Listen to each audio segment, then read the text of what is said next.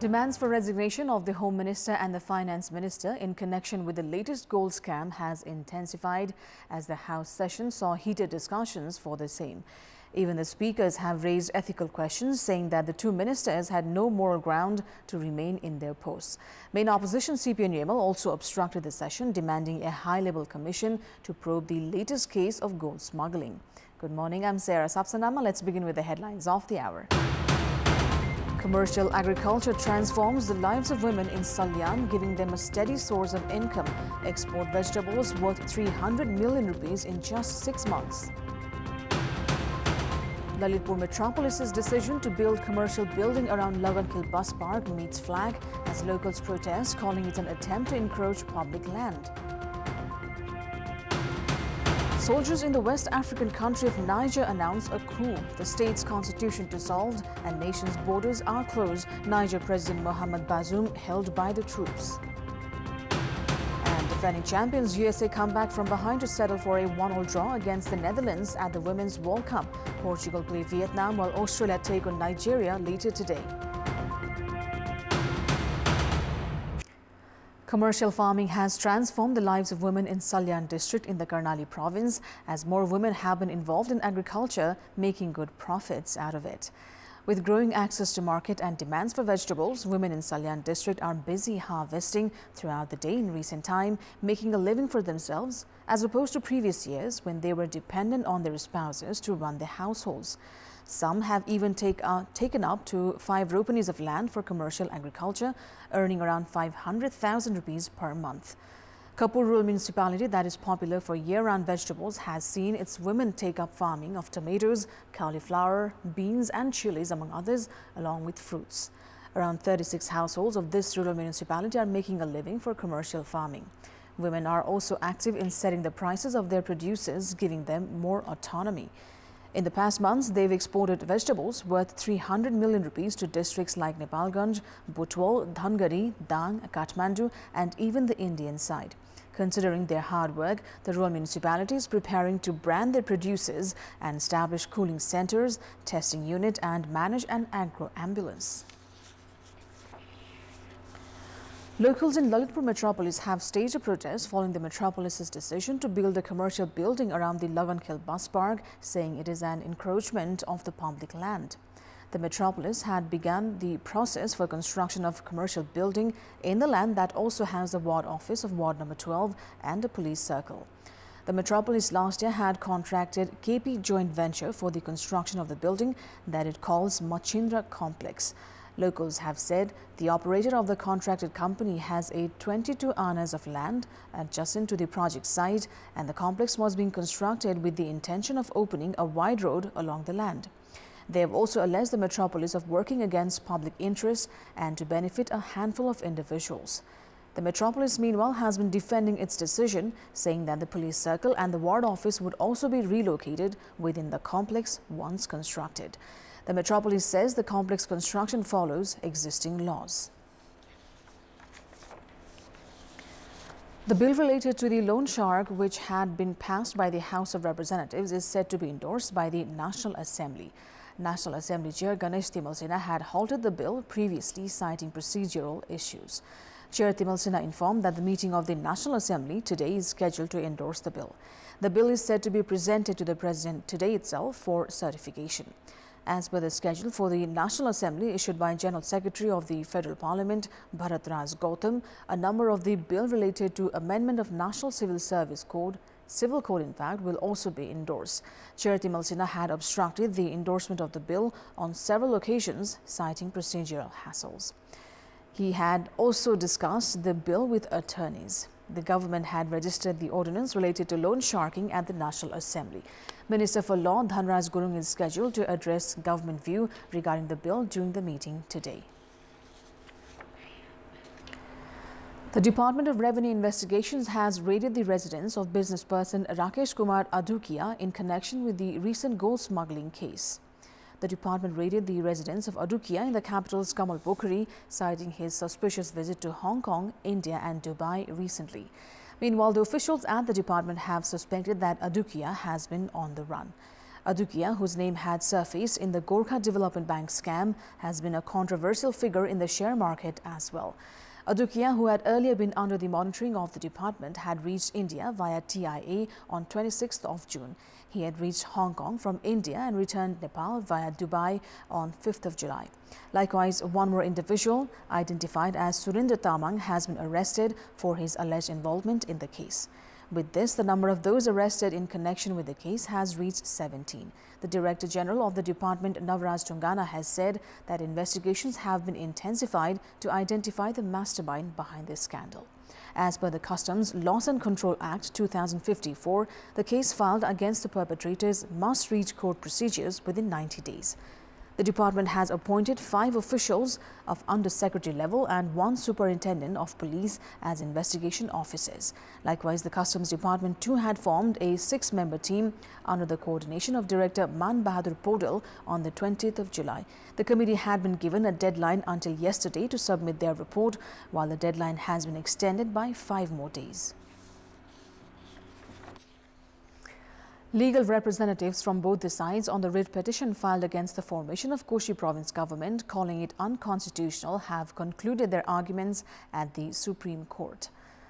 A full bench of Justice Ishwar Prasad Khatioda, Ananda Mohan Bhattrai and Til Prasad Shrestha had heard the case, however have said further studies needed before handing out a verdict. The apex court's decision will decide the future of Uddhav Thapa-led Koshi Province government. UML's Provincial Assembly leader Hikmat Kumar Karki had filed a writ petition on 22nd of July against Province Chief Parshuram Khapung, Province Chief Minister Thapa and Speaker Baburam Gautam, saying that the Speaker's support in the formation of the province government was unconstitutional. The image of the National Assembly has been gradually tarnishing as parties have abused the provision of proportionate representation. Many members of the upper house have lacked basic knowledge on the issues that are discussed, while others have been absent from these sessions.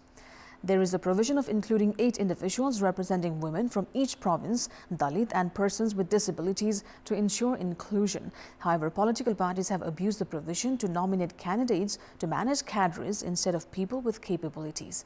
This, experts say, has rendered the upper house ineffective. Those currently at the National Assembly are election candidates who lost in local level polls.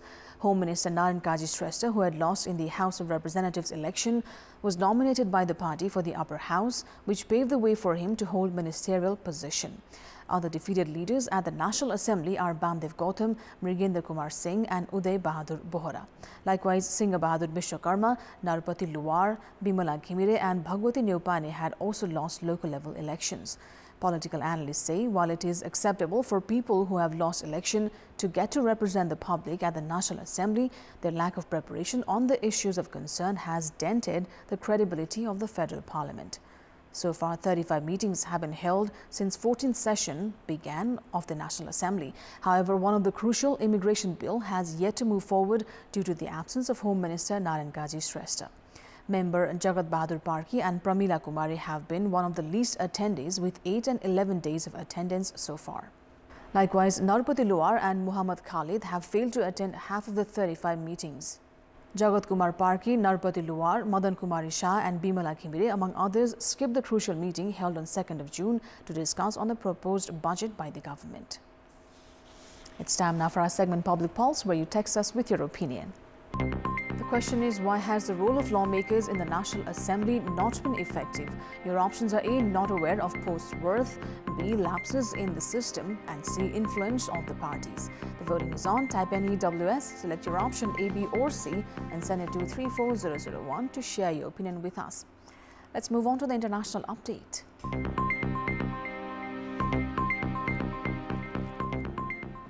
Soldiers in the West African country of Niger have announced a coup, saying that they had dissolved the constitution, suspended all institutions and closed the nation's borders. Meanwhile, Niger President Mohamed Bazoum has been held by troops from the Presidential Guard. U.S. Secretary of State Antony Blinken said in a call, Bazoum had Washington's unwavering support. UN Secretary General Antonio Guterres also said he had spoken to the president and offered the UN's full support for him. Bazoum is a key Western ally in the fight against Islamist militancy in West Africa. Two neighboring countries, Mali and Burkina Faso, have experienced coups triggered by jihadist uprisings in recent years. In both the countries, the new military leaders have fallen out with France, the former colonial power which also formerly ruled Niger. In the televised address, Colonel Maj Abdrahmane said the soldiers were acting for the National Council for the Safeguard of the Homeland. After the soldiers' TV announcement, Blinken called for the release of President Bazoum. The West African economic bloc ECOWAS has said it condemns in the strongest terms the attempt to seize power by force. Niger has experienced 4 coups since independence from France in 1960, as well as numerous attempted coups. High waves and heavy rain hit southern and eastern Taiwan this morning, where business and schools were closed and landslide warnings have been issued. Southern Taiwan shut businesses and schools while airlines cancelled flights amid warnings of landslides and floods as Typhoon Doksuri churned past the island. As of 10:15 a.m. local time, Typhoon Doksuri, categorized at the second strongest typhoon level by Taiwan's Weather Bureau, was headed towards the southern Taiwan Strait with maximum winds of 191 kilometers per hour. All domestic flights and ferry lines were suspended, while more than 100 international flights were cancelled or delayed. Railway services between southern and eastern Taiwan were shut, while more than 5,700 people have been evacuated as a precaution. Ukraine's security service has claimed responsibility for the first time for an explosion that seriously damaged part of the Crimean bridge last October. Head of the security service of Ukraine, Vasyl Malyuk, acknowledged that the blast as one of the agency's operations at a public event. The 19-kilometer bridge, consisting of 2 parallel routes for automobiles and trains over the Kerch Strait, was hit with a truck explosion on October 8, 2022. Russian President Vladimir Putin had deemed the incident a terrorist act directed at the destruction of the critically important civilian infrastructure after briefed on the investigations. North Korean leader Kim Jong-un has met with Russia's defense minister Sergei Shoigu, who was on a rare visit to the isolated country, during which both sides pledged to boost ties. Shoigu handed Kim a letter from Russian President Vladimir Putin. Kim in return thanked Putin for sending a military delegation led by Shoigu, adding the meeting deepened the strategic traditional North Korea and Russia relations.